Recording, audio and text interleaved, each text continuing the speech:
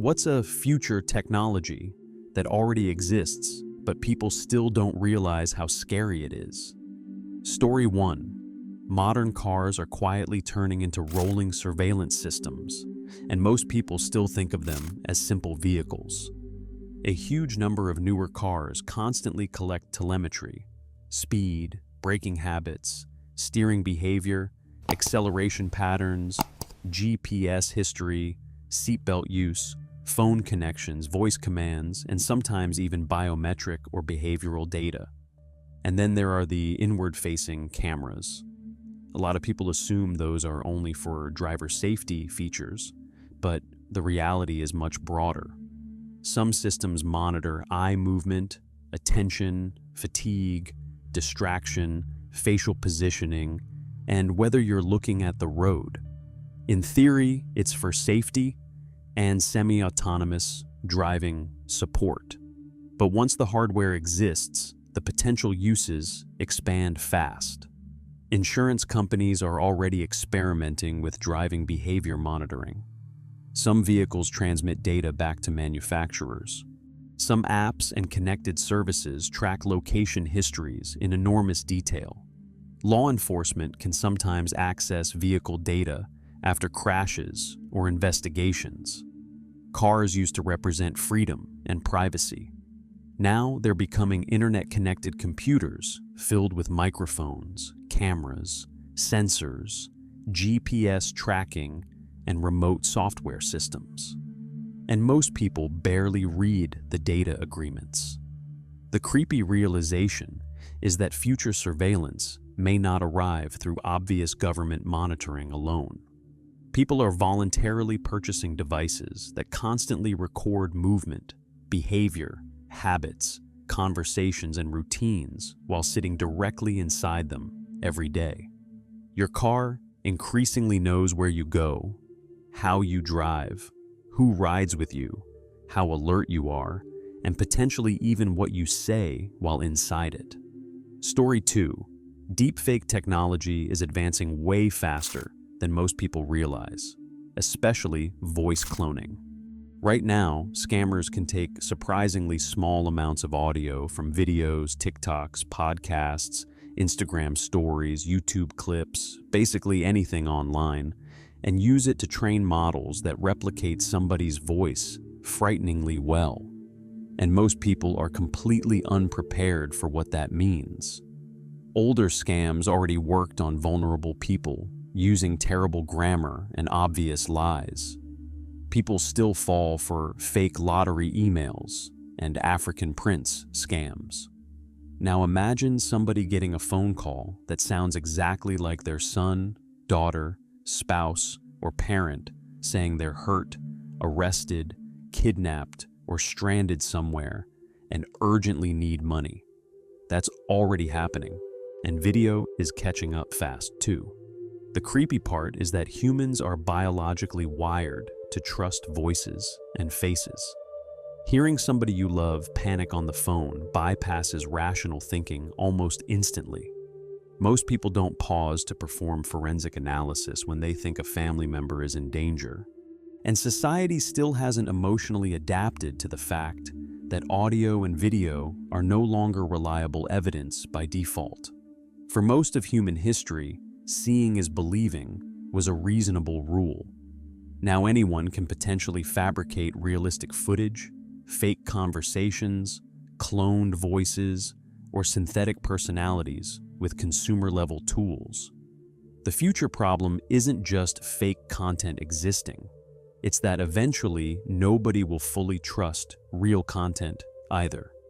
Once people know anything can be fabricated convincingly, every recording, confession, political speech, phone call, or viral clip becomes questionable. Reality itself starts becoming negotiable in a way humans have never dealt with before. Story 3.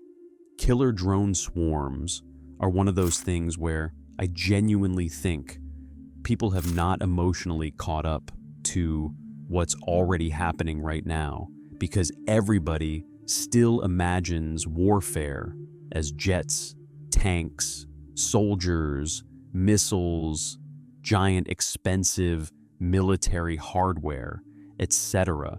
Meanwhile, we are actively watching the early stages of autonomous machine warfare happen in real time. Watching footage from Ukraine especially completely changed the way I think about modern war. You've got guys sitting miles away wearing VR goggles, piloting tiny FPV drones built from commercially available parts straight into tanks, trenches, moving vehicles, individual soldiers, even through windows and doorways with terrifying precision. And these things are cheap, like destroy a multi-million-dollar armored vehicle with something assembled for the price of a gaming PC, cheap. And now imagine where this goes in 5 to 10 years once AI gets layered fully into it. Because right now there's still usually a human somewhere in the loop controlling it. But semi-autonomous targeting already exists, facial recognition exists, object tracking exists, swarm coordination exists. The really horrifying part is that traditional defenses stop making sense against swarms. A country can maybe intercept a few expensive missiles. But what happens when thousands of cheap autonomous drones come simultaneously from multiple directions at different heights while coordinating with each other in real time? That's the point where warfare stops feeling human and starts feeling like something out of a dystopian sci-fi movie. And honestly, I think people still mentally categorize drones as little flying cameras, instead of realizing they're rapidly evolving into cheap, mass-producible, hunter-killer robots. Story 4. Modern cars. Ratting drivers out to insurance companies without people fully realizing what data is being shared is honestly one of the creepiest future technology things already happening right now. A lot of people still think their car is just mechanically tracking stuff internally for safety systems or diagnostics. Nope. Newer vehicles can record acceleration patterns, hard braking, cornering speed, late-night driving, phone interaction, seatbelt use, location history, average speed, and all kinds of behavioral telemetry.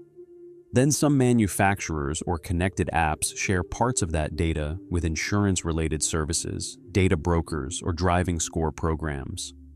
And the worst part is most people technically consented somewhere inside a 40-page terms of service agreement nobody read. The hard braking thing especially is ridiculous because context barely exists in the data. Slam the brakes to avoid a deer, avoid a kid running into the road, react to somebody cutting you off. It doesn't matter. The system just sees an aggressive braking event.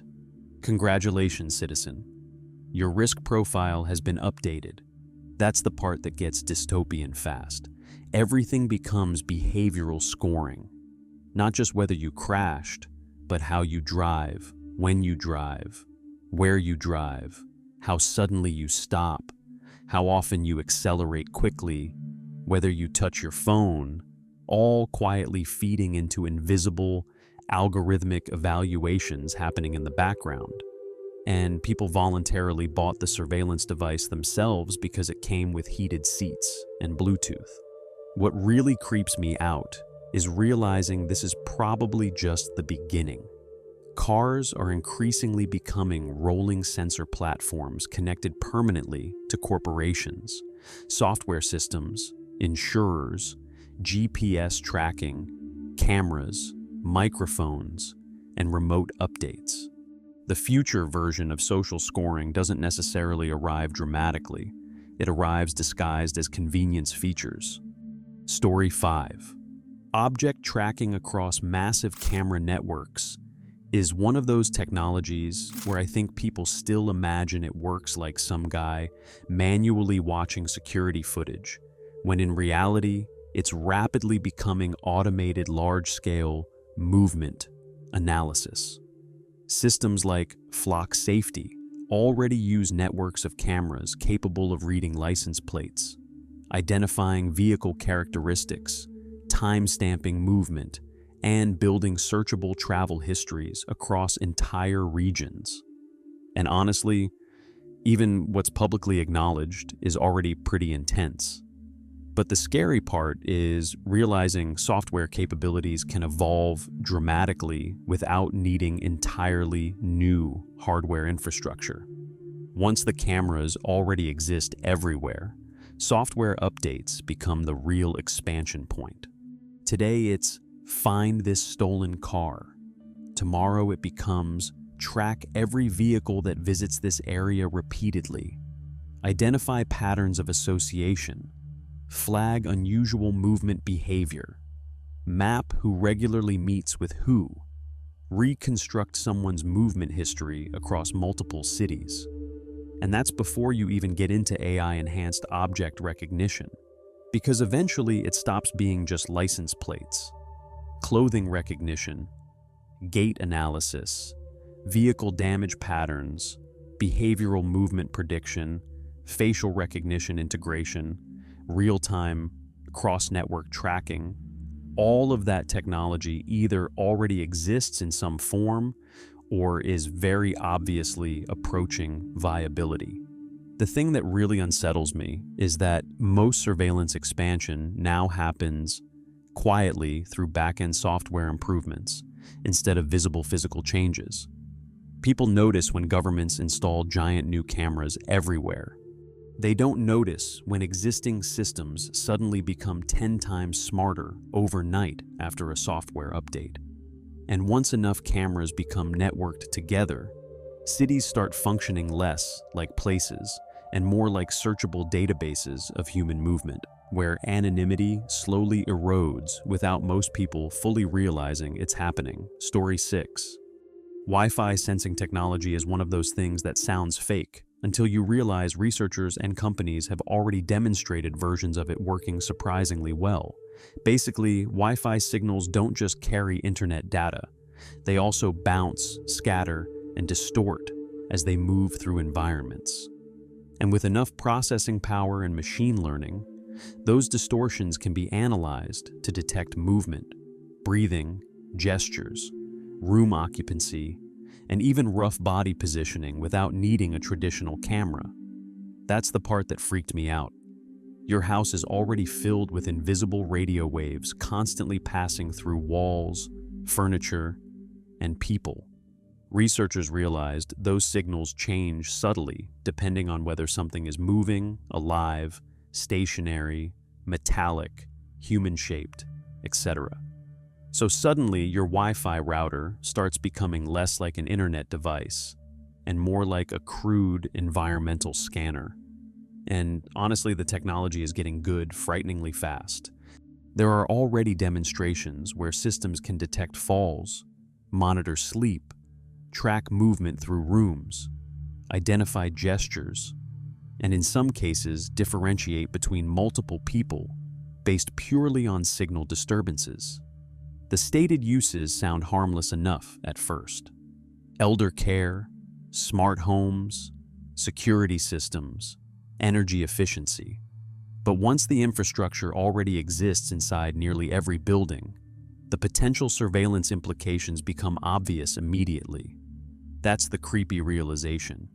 Most people still think being watched means visible cameras and microphones, but future monitoring increasingly happens through passive environmental sensing. Radio waves, thermal patterns, movement signatures, Bluetooth mapping, device telemetry, behavioral prediction. The really unsettling thing is that modern homes are quietly becoming sensor-filled environments where more and more aspects of daily life can potentially be inferred without anybody needing an obvious camera pointed directly at you. Story 7. AI-generated voices and videos are honestly one of the few technologies where I think society is sleepwalking directly into a massive psychological disaster, because humans are still fundamentally operating on the ancient assumption that seeing and hearing something with your own senses means it probably happened, and that assumption is getting absolutely demolished in real time. Like right now, today, somebody can scrape enough audio from your TikTok, YouTube videos, Instagram stories, random podcast appearances, Discord clips, literally anything you've uploaded online over the years, and train a voice model that sounds disturbingly close to you. Not robot voice trying its best, close either. I mean, emotionally convincing enough to fool family members during a stressful phone call. And people still haven't fully processed what happens once video catches up completely too. Because once anybody can generate realistic footage of anybody saying anything, reality itself starts becoming negotiable. That's the part that freaks me out more than the fake videos themselves.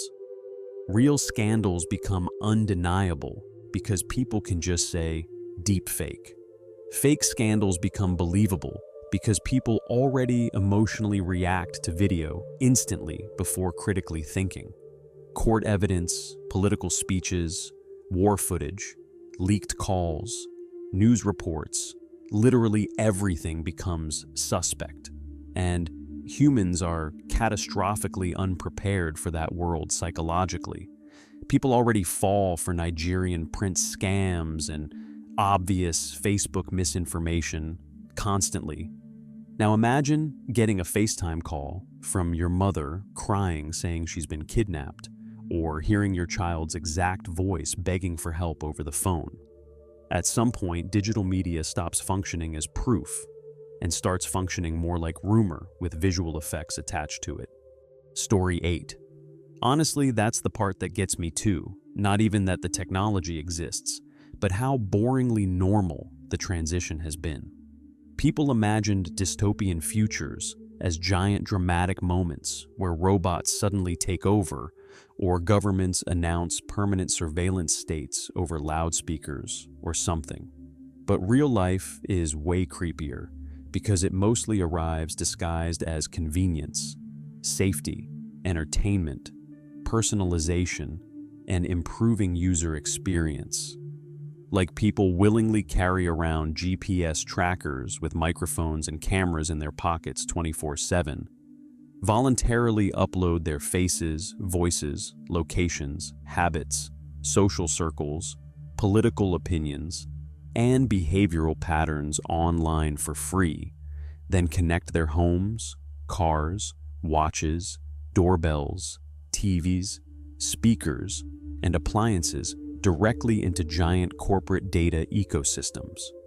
And every individual step sounds harmless by itself. Better recommendations, smarter assistance, safer driving, personalized ads, convenient cloud storage.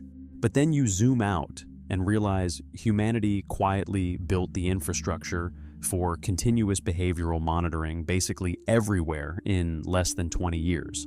And the AI part accelerates everything because now all that collected data becomes machine readable at scale. That's what makes Blade Runner meets 1984 feel to me. Not flying cars and neon cities, but the realization that modern life is increasingly mediated through opaque algorithms constantly profiling, predicting, categorizing, tracking, and influencing people in ways most of us barely understand.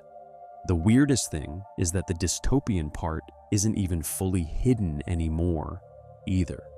Most people already know it's happening on some level.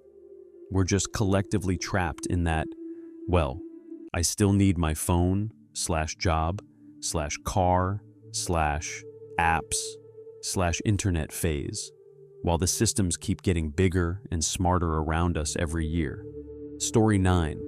Black boxes in cars are one of those things that people still massively underestimate because most people hear vehicle data recorder and think it's just some crash analysis tool like airplanes have, when modern cars are increasingly becoming giant internet-connected behavioral monitoring systems that happen to also drive places.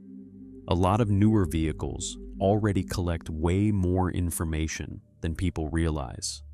Speed, braking habits, acceleration, cornering behavior, GPS history, maintenance records, phone usage, distracted driving patterns, even inward-facing camera monitoring in some models.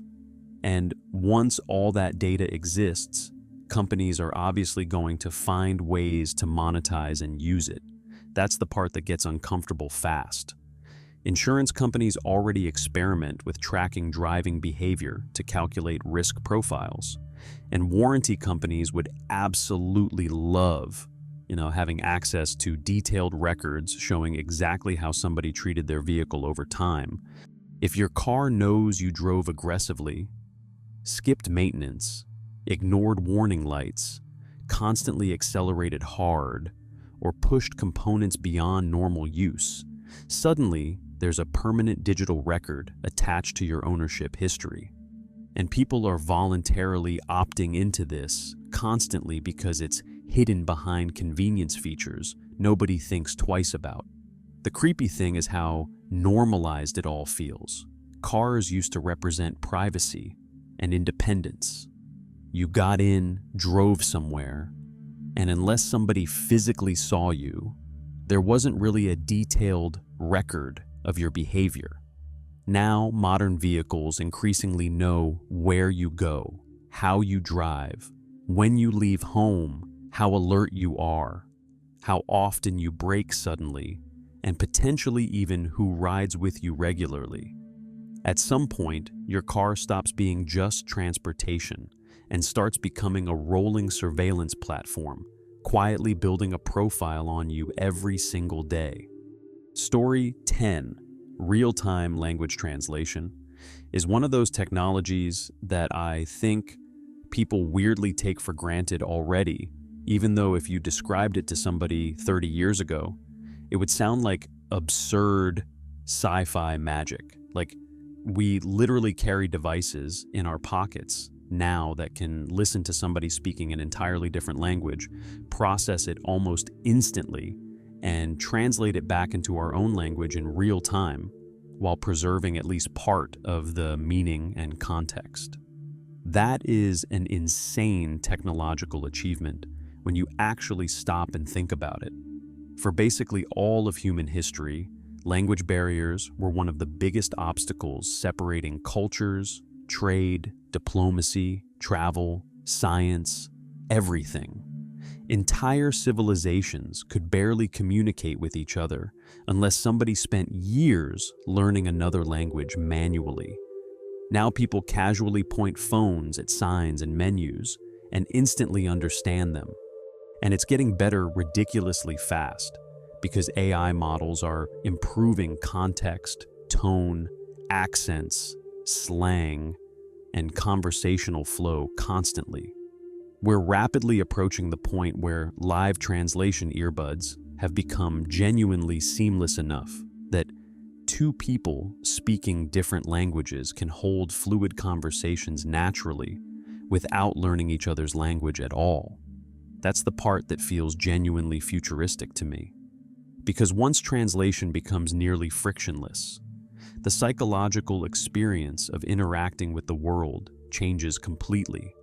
Suddenly, language barriers start feeling more like temporary software limitations than permanent human divisions. And honestly, I don't think people have fully grasped how historically massive that shift is yet, because it arrived gradually through apps and smartphones instead of some dramatic universal translator sci-fi reveal. Story 11. Companies and governments are already using primitive versions of it constantly. And honestly, the scary part is that most people still imagine prediction means literally seeing the future, when in reality, it's mostly about gathering enough data points to make disturbingly accurate probability estimates about human behavior. That's where companies like Palantir Technologies start freaking people out once they read into them. Because the real power isn't some magical AI crystal ball. It's the ability to aggregate gigantic amounts of disconnected information, financial records, movement patterns, communications metadata, social connections, purchasing habits, online activity, location history, and then use software to identify relationships and patterns humans would never notice manually. And once systems become good enough at pattern recognition, prediction starts emerging naturally. Not, John will commit a crime at 4:32 p.m. tomorrow, but things more like, this person statistically resembles people likely to default on loans. This behavioral pattern correlates strongly with fraud. These movement and communication patterns resemble known criminal networks.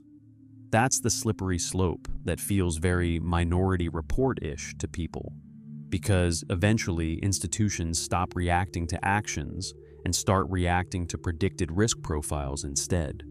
And humans are messy enough that false positives become terrifyingly dangerous once algorithms start influencing policing, surveillance, employment, insurance, border security, or financial systems. The creepiest part is that most people willingly generate the raw material for these systems themselves every single day through phones, apps, searches, purchases, GPS data, social media activity, and connected devices, without really thinking about how predictable human beings become once enough behavioral data accumulates over time. Story 12. Direct energy and microwave weapons are one of those technologies that sound like conspiracy theory nonsense until you realize militaries have been researching versions of them for decades, and some systems already exist publicly in limited forms. The basic idea is honestly pretty terrifying because instead of firing physical projectiles, these weapons use concentrated energy, lasers, microwaves, electromagnetic radiation to damage electronics, disable systems, or affect human targets directly. And the really creepy part is how invisible some of it can be. With traditional weapons, there's at least obvious physical evidence. Noise, impact, smoke, bullets, explosions. Directed energy systems can potentially operate silently, instantly, and sometimes without people immediately understanding what even happened.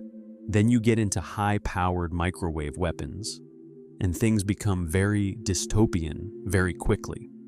Those systems can potentially fry electronics, disrupt drones, damage communications infrastructure, or interfere with systems without physically blowing things apart. Modern militaries are heavily interested in them specifically because warfare increasingly depends on electronics and autonomous systems.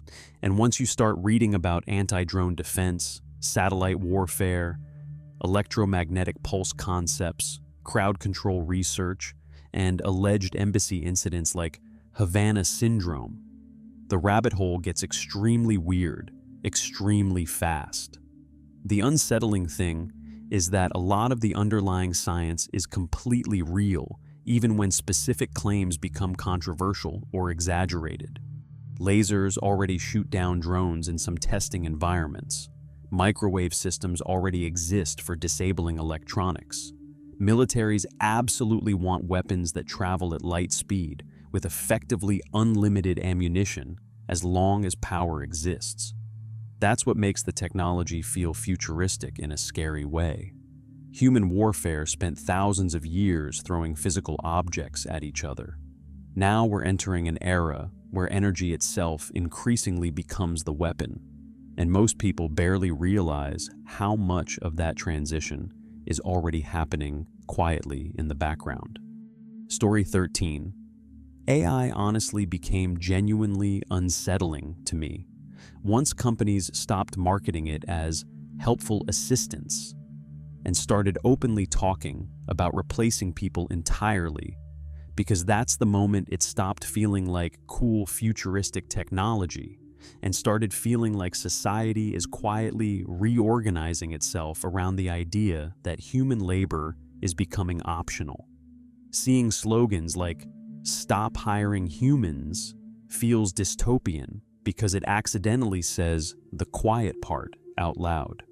For decades, automation mostly replaced physical labor first. Factory work, repetitive manufacturing, industrial processes. A lot of people still comforted themselves with the idea that creative work, communication, writing, art, analysis, customer interaction, all the human stuff would always remain valuable. Then generative AI showed up and basically kicked the door open. Now, suddenly, companies are experimenting with AI receptionists, AI customer support, AI writers, AI coders, AI video generation, AI voice agents, AI legal assistants, AI tutors, AI therapy bots, AI sales systems. And even when the AI isn't better than humans, executives still see dollar signs because software doesn't sleep, complain, unionize, take breaks, ask for raises, or quit. That's the part that feels psychologically dark to me. Human beings built entire societies around the assumption that most people would always be economically necessary somehow. But what happens when increasingly large numbers of people simply aren't they? And honestly, I don't think society is emotionally prepared for how fast this could shift. Because technology doesn't need to fully replace humans to destabilize things massively. It just needs to make companies believe they can operate with fewer people than before. The creepiest realization is that a lot of the sci-fi future people imagined wasn't wrong at all. It just arrived through corporate software subscriptions, productivity tools, and quarterly profit incentives instead of killer robots marching down the street. Story 14. Mirror life, or left-handed biology, is one of the most genuinely terrifying scientific concepts I've ever read about, because it sounds incredibly abstract at first, and then suddenly you realize why some researchers are seriously worried about it. All known life on Earth uses the same molecular handedness, also called chirality. Amino acids in living organisms are overwhelmingly left-handed, while sugars used in DNA and RNA are right-handed. For reasons still not fully understood, life on Earth standardized around this configuration billions of years ago. And because evolution built everything around that chemistry, all biological interactions depend on it. That's where the scary part starts. Scientists have theorized about creating mirror organisms built from reversed molecular structures, essentially life using opposite chirality from everything else on Earth. In theory, mirror bacteria or viruses could interact with biology in deeply unpredictable ways because immune systems, enzymes, digestion, and cellular recognition evolved specifically for normal Earth biochemistry. And honestly, the nightmare scenario writes itself. If a mirror microorganism existed and could survive effectively, normal immune systems might struggle to recognize or process it correctly because the molecular shapes wouldn't fit normal biological mechanisms the way Earth life expects. Even worse, some researchers worry mirror bacteria might become resistant to predation or breakdown by ordinary ecosystems, because most life literally wouldn't know how to interact with them chemically. Now, to be clear, scientists are extremely cautious about this stuff, and there are huge technical barriers preventing mirror life from casually existing anytime soon. But the reason the topic unsettles people is because it feels like discovering there's an entire alternate version of biology theoretically possible beside our own, one that Earth's ecosystems may have absolutely no evolutionary preparation for whatsoever. It's one of those concepts that makes biology suddenly feel much stranger and more fragile than most people realize. Story 15. Sonic weapons are one of those technologies that sound fake until you see footage of crowds reacting to them, because humans are really not prepared for how physically overwhelming sound can become when it's weaponized properly. A lot of people think of sound as just loud noise, but high-intensity acoustic systems can cause disorientation, panic, nausea, pain, and loss of balance, and this overwhelming instinct to escape the area immediately.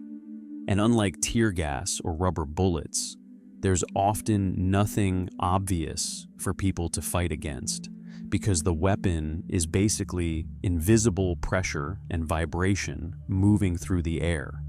That's the part that makes it feel dystopian. Systems like LRADs, long-range acoustic devices, were originally marketed for communication and crowd control, but they can emit painfully concentrated sound beams capable of affecting people from significant distances. Protesters, journalists, and civilians in multiple countries have reported experiences where suddenly an unbearable wall of sound hit crowds and people scattered almost instantly. And honestly, psychologically, it's terrifying because humans rely heavily on sensory stability. Once your hearing and equilibrium start getting disrupted aggressively, panic spreads very fast through groups. Then you start realizing how much modern warfare and policing is shifting toward technologies designed not necessarily to kill directly, but to control perception, movement, behavior, and nervous systems. That's where it starts feeling cyberpunk as hell. Microwave systems, sonic crowd control, surveillance AI, drones, behavioral prediction, non-lethal compliance technologies. A lot of sci-fi imagined future oppression looking dramatic and robotic, but real-world versions increasingly look like invisible systems quietly manipulating human biology and psychology instead. The creepiest thing about sonic weapons specifically is that sound bypasses rational thought incredibly quickly. You can argue with propaganda. You can resist ideology. But when your nervous system is being overwhelmed physically by frequencies your body instinctively interprets as danger, people react almost automatically. Story 16. Laser weapons are one of those technologies where people still picture cheesy sci-fi blasters with glowing beams flying through the air, when the real versions are honestly way creepier because they can be nearly invisible, instantaneous, and incredibly difficult to react to. Modern military laser systems already exist in some capacity, mostly for shooting down drones, missiles, sensors, or disabling electronics. And the scary thing is that unlike traditional weapons, lasers travel at the speed of light. There's no visible projectile to dodge, no warning sound, no ballistic arc, nothing. If a high-energy laser system locks onto something, the damage can happen almost immediately. And people massively underestimate how destructive concentrated light actually is. A sufficiently powerful laser doesn't push like a bullet. It heats material until it fails catastrophically, burn through electronics, blind cameras, ignite surfaces, damage skin, potentially permanently blind people almost instantly if eyes are exposed. That's the really dystopian part to me. Because unlike normal weapons, someone hit by certain laser systems might genuinely not understand what happened at first, especially with invisible infrared wavelengths. You could theoretically just suddenly feel heat, burns, equipment failure, eye damage, or electronics dying without seeing some dramatic sci-fi beam cutting through the air.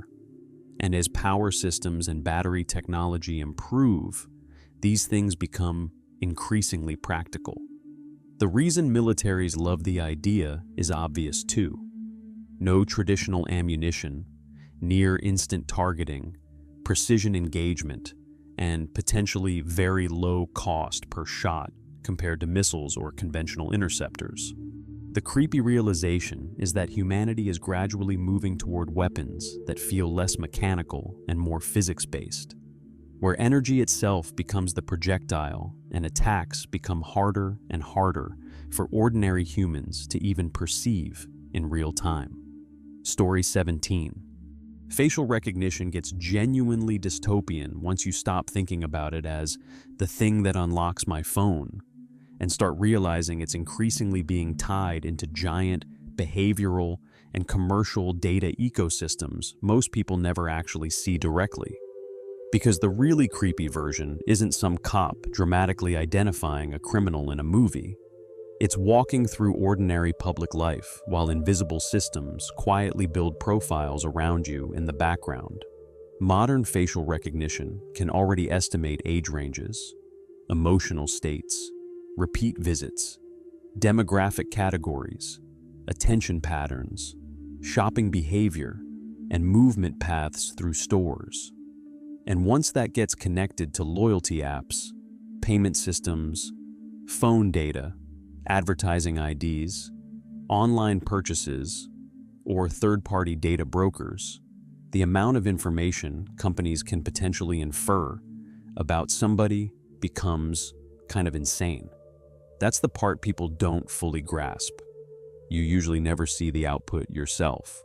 You don't get a screen popping up saying, "Hello, John, upper middle income bracket, likely interested in fitness equipment, visited twice this month, recently searched for camping gear."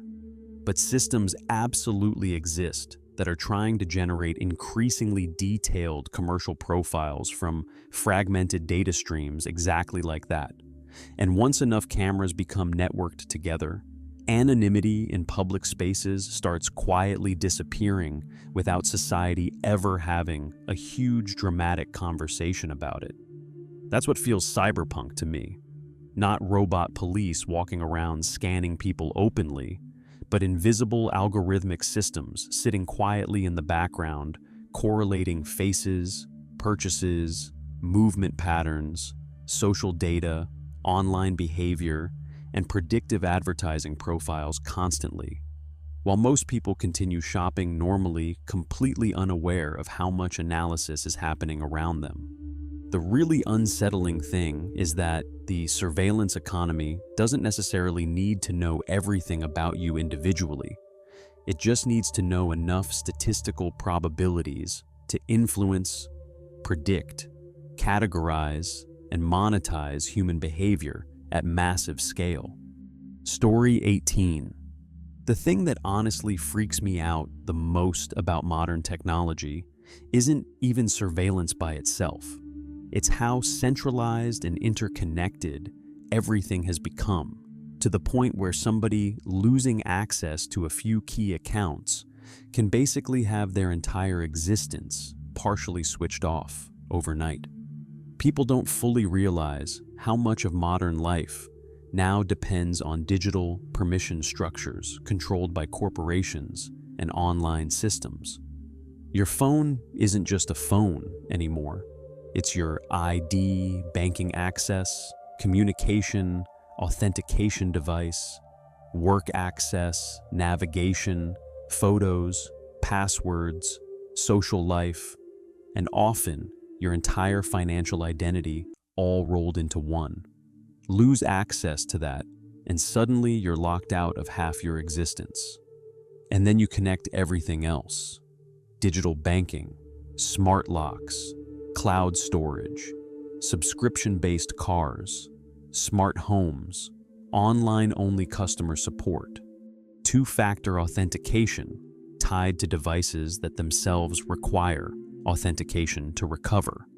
That's where it starts feeling dystopian, because once enough systems become centralized and internet connected, disabling somebody stops requiring physical force.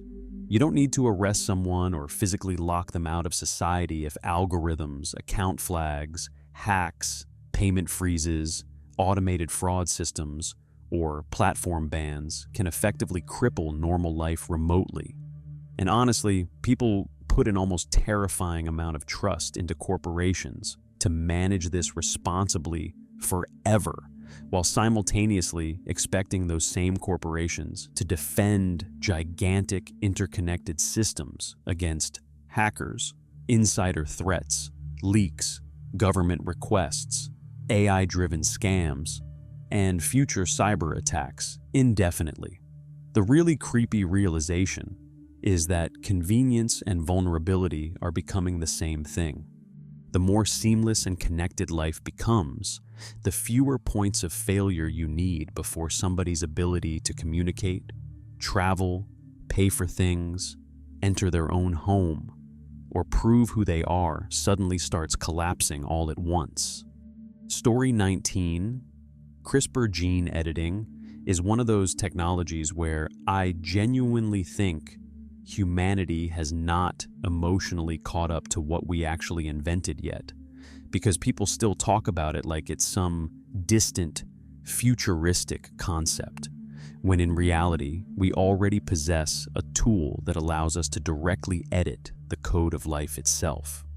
That sentence alone is insane if you stop and think about it for a minute. For basically all of history, evolution was this slow, blind process operating across generations. Then humans suddenly discovered a relatively cheap, increasingly accessible method for cutting and rewriting DNA with shocking precision compared to older genetic engineering techniques. And obviously, the positive potential is enormous. Treating genetic diseases, eliminating inherited disorders, fighting cancers, potentially curing conditions that have devastated families for generations. But the darker implications show up immediately too, because once gene editing becomes normalized medically, the line between treatment and enhancement gets blurry incredibly fast. Preventing disease sounds morally obvious to most people, but then what about intelligence? Physical traits? Appearance? Longevity? Emotional tendencies? Aggression?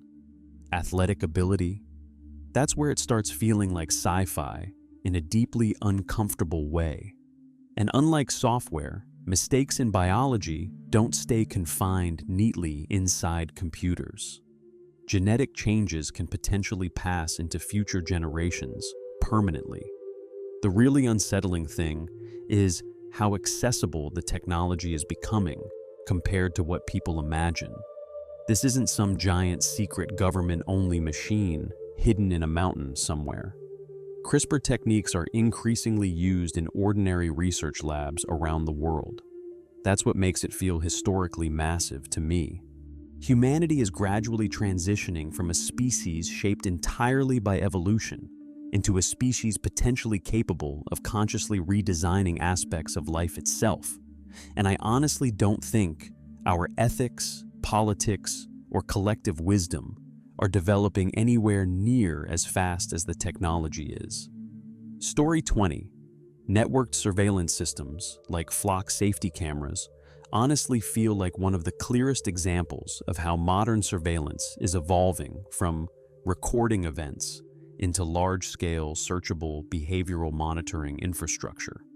A lot of people still imagine security cameras as isolated, closed-circuit systems, where footage mostly just sits there unless somebody manually reviews it after a crime happens. That's not really the direction this technology is moving anymore. The real power comes from networking everything together into massive databases combined with AI analysis. License plate recognition, vehicle characteristics, movement tracking, timestamp correlation, facial analysis, pattern detection, cross-referencing between jurisdictions. All of that becomes exponentially more powerful once thousands of cameras feed into centralized, searchable systems. And honestly, the part that freaks me out most is how invisible the expansion is to ordinary people.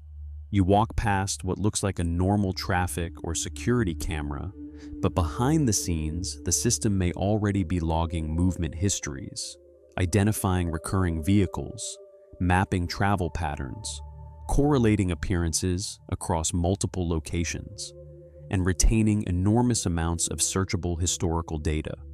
Then you add microphones, AI-assisted detection, and increasingly advanced recognition systems into the mix, and it starts feeling very dystopian very quickly. Because eventually the system stops functioning like passive security infrastructure and starts functioning more like ambient intelligence, quietly observing public life, continuously in the background.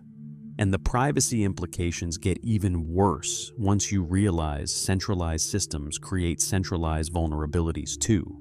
Whether it's malicious insiders, hackers, misuse by employees, data leaks, unauthorized surveillance, or simple mission creep, history repeatedly shows that once powerful monitoring infrastructure exists, somebody eventually pushes the boundaries of how it's used.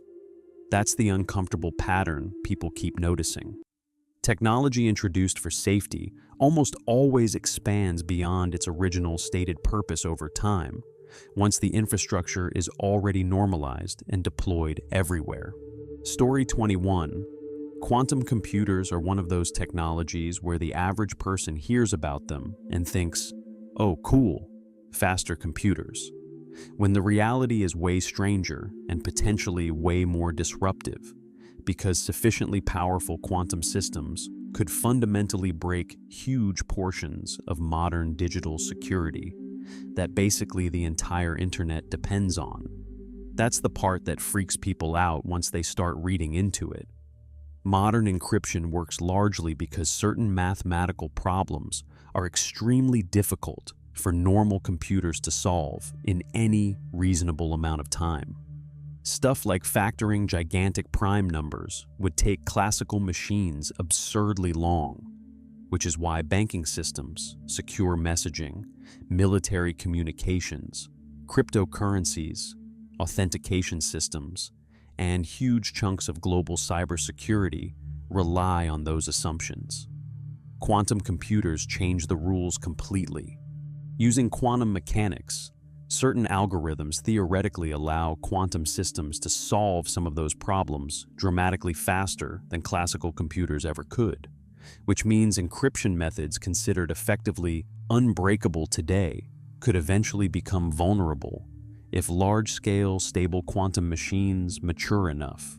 And the scary part is that people are already preparing for this now. Governments and intelligence agencies know that encrypted data intercepted today might still become readable later once quantum capabilities improve.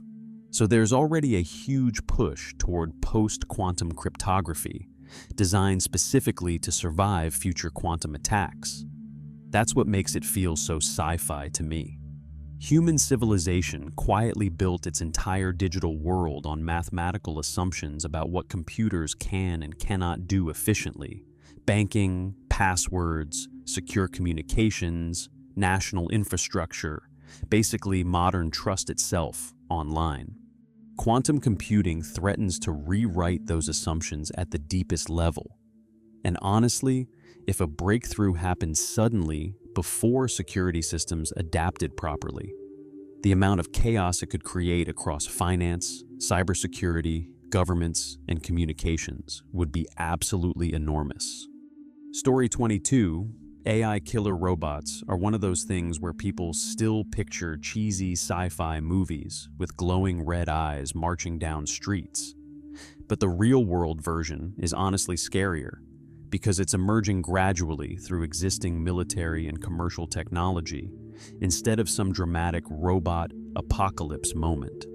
We already have AI-assisted drones, autonomous targeting systems, robotic dog platforms, facial recognition, object tracking, automated sentry systems, and increasingly sophisticated machine vision.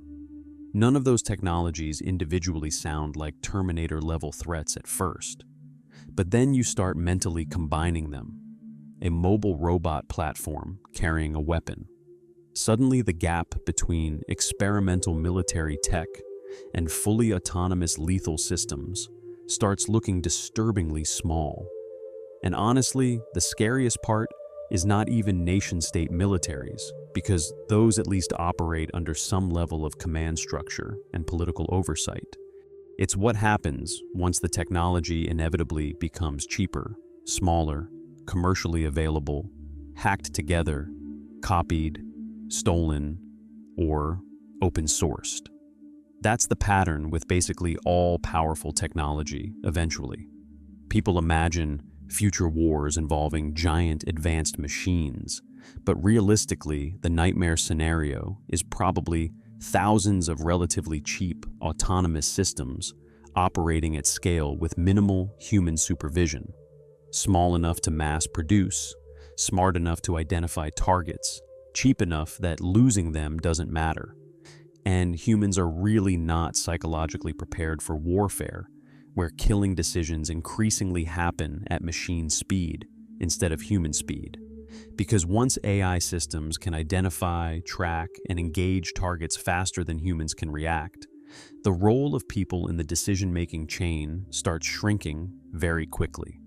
That's the point where warfare stops feeling human at all and starts feeling more like automated industrialized hunting conducted by algorithms.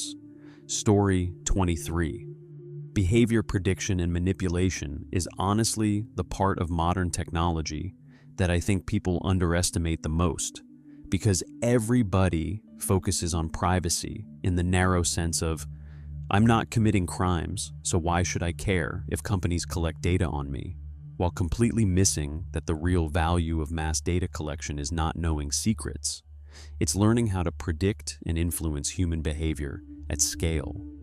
That's the actual business model. Companies don't desperately want your data because they care what you had for lunch specifically.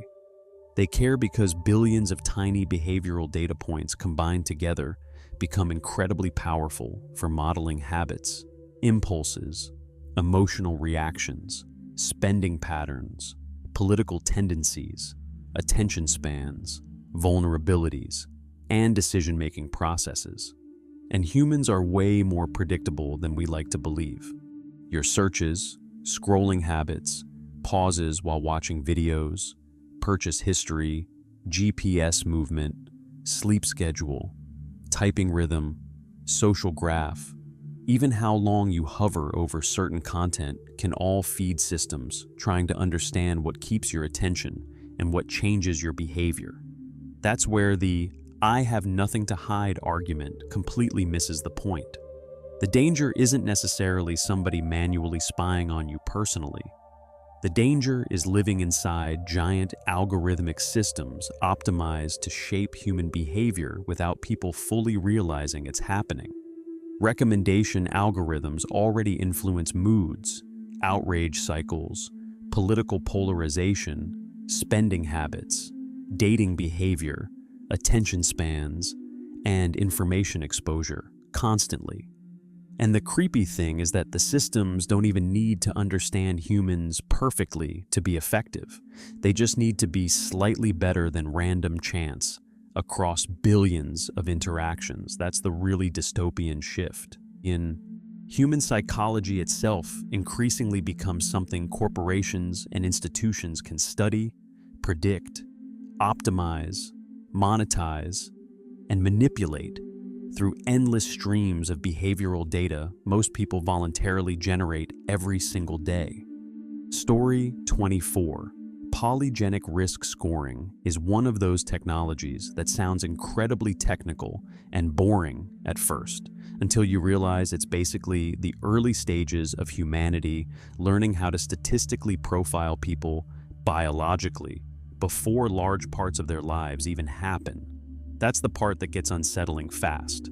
Most people still think genetics is mostly about rare, inherited diseases or fun ancestry reports telling you you're 14% Scandinavian or whatever. But modern genomics has moved way beyond that.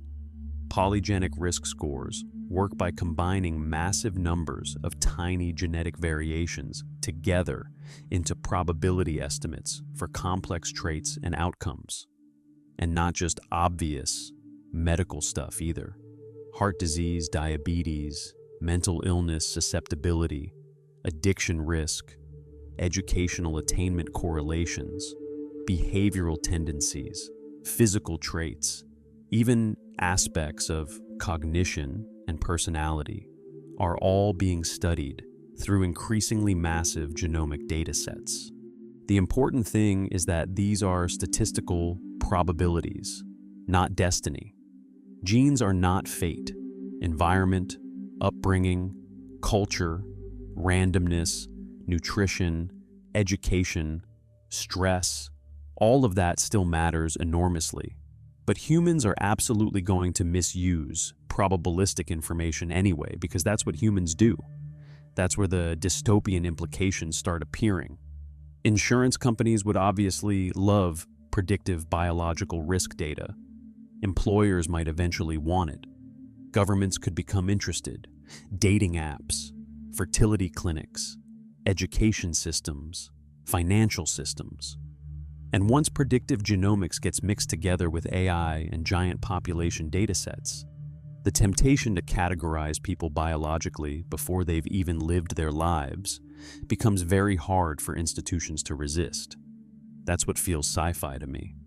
For most of history, humans judged each other mostly based on observable actions. Now we're gradually entering an era where statistical predictions about future health, behavior, intelligence, or psychological outcomes may increasingly exist before someone is even born. Story 25. Smart glasses are one of those technologies that people massively underestimated because Google Glass became a cultural punchline years ago. So everybody kind of assumed the whole concept died. Meanwhile, the technology quietly kept improving in the background until suddenly companies started releasing versions that actually feel practical and socially normal enough for people to wear every day. That's what makes the newer Ray-Ban Meta smart glasses stuff feel unsettling to me. Because once wearable cameras and AI assistants stop looking weird and start looking indistinguishable from normal fashion accessories, the social assumptions around privacy change completely. At that point, you basically have to assume any random interaction could potentially be recorded, transcribed, analyzed, uploaded, or AI processed without you really knowing. And the scary part is not even just the camera itself, it's the combination of continuous recording plus AI, real-time transcription, object recognition, facial recognition eventually. That's where it starts feeling cyberpunk as hell, because humans evolved with pretty clear signals around observation. If somebody pointed a giant camera at you, you knew you were being recorded. But wearable AI systems blur that line completely because the recording technology disappears into ordinary life. And honestly, once this stuff becomes widespread enough, social behavior changes permanently. People become more cautious in public.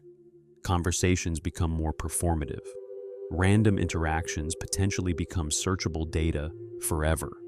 And eventually the distinction between online and offline life starts collapsing because AI-connected devices are continuously mediating reality in the background all the time.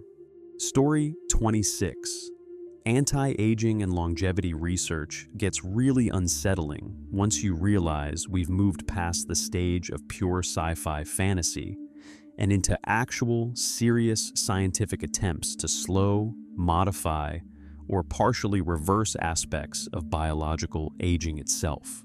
People still mentally categorize aging as this completely unavoidable natural process, but modern biology increasingly treats it more like a complex set of mechanisms that might eventually be manipulated, repaired, slowed down, or optimized. And honestly, some of the early results are already weird enough to feel futuristic. Cellular reprogramming, senolytics, telomere research, gene therapies, stem cell treatments, epigenetic age reversal experiments. Scientists are actively studying ways to repair or reset biological damage associated with aging, rather than just treating individual diseases separately.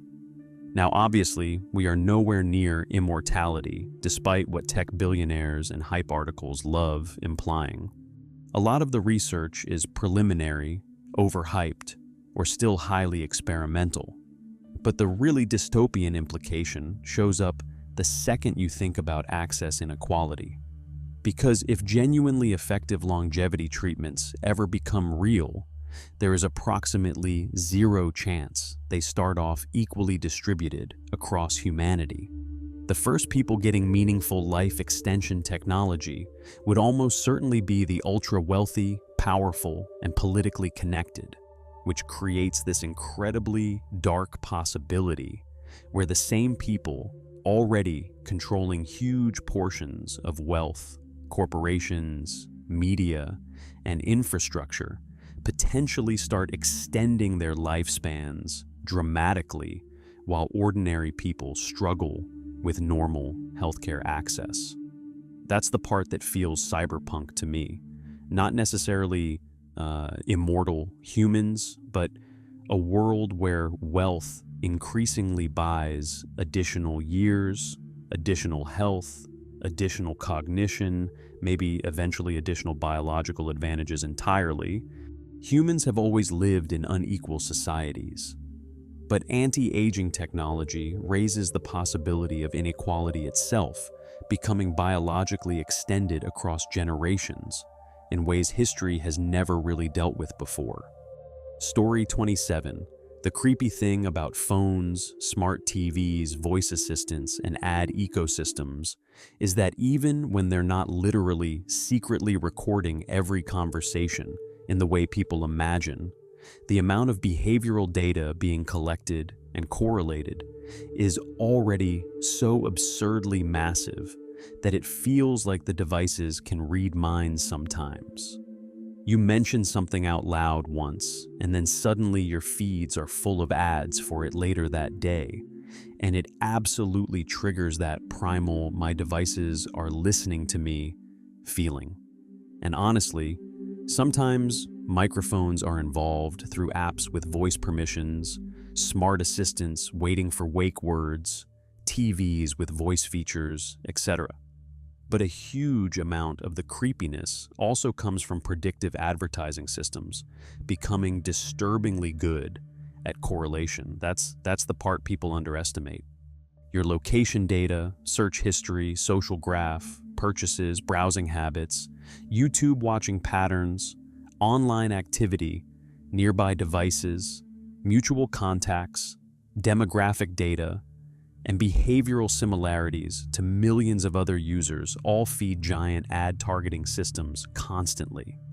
So, if your coworker recently searched for yoga stuff, your wife looked at joint pain remedies, people in your demographic commonly buy certain products together, and you happen to pause on a fitness video for 2 extra seconds last week, suddenly the algorithm decides this person is probably receptive to yoga ads. And because the systems are opaque, it feels supernatural. That's honestly what makes it unsettling to me. Not necessarily that some guy is individually spying on you, but that corporations built gigantic behavioral prediction engines so sophisticated they can often infer what people are likely thinking about before users consciously realize how much information they're leaking constantly through everyday life. At some point, targeted advertising stops feeling like marketing and starts feeling like low-level psychological surveillance woven invisibly into normal existence. Story 28. Forever chemicals honestly feel like one of the most quietly horrifying environmental problems on Earth. Because unlike dramatic disasters, oil spills, explosions, giant visible pollution clouds, this stuff is mostly invisible, persistent, and already everywhere. PFAS chemicals got nicknamed forever chemicals for a reason. They break down extremely slowly, which makes them incredibly useful industrially. Non-stick coatings, waterproof materials, firefighting foam, food packaging, industrial manufacturing, stain resistance, all kinds of modern products use them because they were chemically stable. The problem is they're too stable. Once released into the environment, they stick around for absurdly long periods of time and gradually accumulate in water systems, soil, wildlife, and human bodies. Researchers now find PFAS practically everywhere on Earth: rainwater, oceans, Arctic regions, blood samples, marine animals. That's the part that gets bleak fast. The ocean already acts like humanity's dumping ground for massive amounts of industrial waste and runoff, and marine ecosystems are incredibly vulnerable to slow bioaccumulation. Tiny concentrations move through food chains over time until larger animals end up carrying much heavier chemical burdens. And because oceans are so enormous, people psychologically assume they can absorb infinite damage forever. They can't. The unsettling thing about forever chemicals specifically is that they represent this very modern kind of environmental threat where humanity creates substances evolution never prepared ecosystems to deal with at planetary scale. And unlike older pollution problems where contamination was often localized and visible, PFAS spread quietly through global systems for decades before most people even heard about them. That's what makes it feel dystopian to me. Human civilization became technologically advanced enough to manufacture nearly indestructible synthetic chemicals before we fully understood what happens when nearly indestructible synthetic chemicals enter the biosphere permanently. Story 29. Modern driver assistance systems honestly get a lot more unsettling once you realize cars are increasingly becoming software-controlled machines instead of purely mechanical ones. Stuff like lane assist, adaptive steering, automatic braking, over-the-air updates, remote diagnostics, GPS integration, and semi-autonomous driving. All sound convenient individually, but collectively they mean modern vehicles already have systems capable of influencing acceleration, steering, braking, and decision-making to some extent. That's a massive shift, historically. And cybersecurity researchers have been warning for years that connected vehicles create entirely new attack surfaces. Cars now contain dozens of interconnected computers communicating internally, while also connecting externally through cellular networks, Bluetooth, Wi-Fi, apps, and manufacturer systems. So the basic concern itself isn't sci-fi nonsense. If a system can electronically influence steering or braking under legitimate circumstances, then theoretically, some form of malicious interference becomes part of the risk landscape too. That doesn't mean random hackers are casually steering cars off bridges remotely every day. Real-world attacks are usually far more complicated and constrained than internet rumors make them sound. But the broader point absolutely feels valid to me. As transportation becomes more software-driven and network-connected, the consequences of vulnerabilities become much more serious than my computer crashed. We're talking about multi-ton vehicles moving at highway speeds. And honestly, the geopolitical angle is what makes it feel extra dystopian. Once critical infrastructure, vehicles, communications, and daily life all become deeply internet connected, cyber warfare stops being limited to stealing files or leaking information. Theoretically, it starts blending into the physical world itself. That's the uncomfortable realization. Future sabotage may not always look like obvious explosions or assassinations. Sometimes it could look like mysterious system failures, infrastructure disruptions, or accidents happening inside increasingly software-controlled environments where proving intentional interference becomes extremely difficult afterward. Story 30. Those little delivery robots honestly feel way more dystopian to me than giant humanoid robots, because they're such a perfect example of how automation actually enters society in real life. Slowly, quietly, and in ways people stop noticing almost immediately. At first, everybody treats them like cute novelty gadgets rolling down sidewalks, carrying takeout orders and groceries around college campuses or cities. People film them, joke about kicking them over, give them names online. Meanwhile, they're also a preview of companies trying to remove human labor from entire sections of logistics and delivery infrastructure.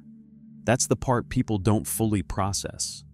Automation rarely arrives as robots replace humanity overnight. It arrives one small efficiency improvement at a time. Self-checkout kiosks, warehouse automation, AI customer support, autonomous delivery systems. Each individual step seems minor or even convenient, but collectively they slowly reduce the number of humans needed to keep systems running. And the economics make it almost inevitable. A robot doesn't need healthcare, sleep, breaks, overtime pay, vacation, workers' compensation, or scheduling. Companies look at that and immediately see long-term cost reduction potential. The weirdest thing is how psychologically normal it already feels. 20 years ago, seeing autonomous robots navigating public sidewalks delivering food would have looked like hardcore sci-fi. Now, people barely glance at them because technological change becomes normalized incredibly fast once it arrives gradually enough. And honestly, I think that's what unsettles people more than the robots themselves. It's the realization that entire categories of jobs can slowly start disappearing, not because of one dramatic breakthrough, but because software and automation quietly become good enough over time, while society adapts after the fact instead of before it happens. Story 31, the steam engine, was honestly one of the most world-altering and terrifying technologies humans ever invented, because it completely changed the scale of what civilization was capable of almost overnight. Before steam power, most societies were still fundamentally limited by muscle, animal labor, wind, or water. Human civilization moved at biological speed. Production happened relatively slowly, transportation was constrained, industry stayed local. Then humans figured out how to turn heat into mechanical power reliably. And suddenly, everything accelerated. Factories exploded in scale. Railroads connected entire continents. Steamships shrank oceans. Mass industrialization transformed economies, warfare, cities, labor, and population growth faster than societies were psychologically prepared to handle. That's the part people forget. The Industrial Revolution was not some clean, gradual technological upgrade. To people living through it, it probably felt insane. Entire ways of life vanished within generations. Rural populations flooded into polluted industrial cities. Machines started outperforming skilled craftsmen. Child labor exploded. Working conditions became brutal. And the environmental side was catastrophic too.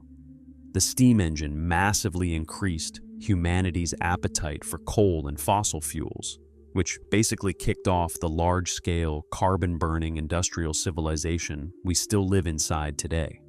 That's why I think it fits this conversation weirdly well, because people imagine dangerous future technology as AI or robots, but the steam engine arguably reshaped the planet more dramatically than almost any invention in history. It altered economics, geopolitics, warfare, urbanization, climate, labor, and the trajectory of human civilization itself. And honestly, we're still living inside the consequences of that invention right now.